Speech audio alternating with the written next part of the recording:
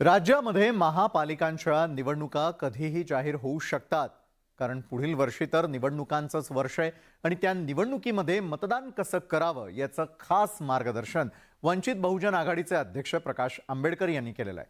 त्यांनी केलेलं मार्गदर्शन मतदारांना उपयोगी ठरणारं आहे। पाहूयात याविषयीचा आमचा हा विशेष रिपोर्ट।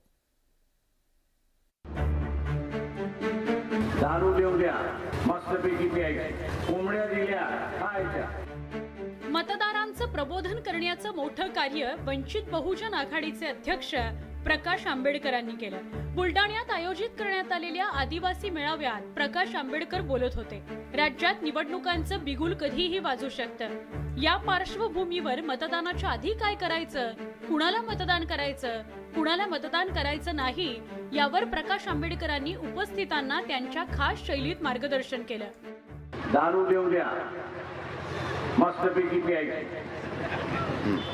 कोंबड्या दिल्या खायच्या, बकरे दिले तरी खायचे, महात्मा गांधी आपल्याकडे पाठवला तरी घ्यायचा,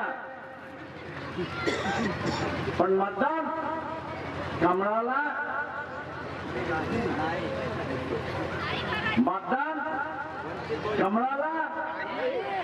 मतदारांना लोकशाहीच्या हिताचं मार्गदर्शन केल्यावर प्रकाश आंबेडकरांनी भाजपवरील हल्लाबोल सुरूच ठेवला।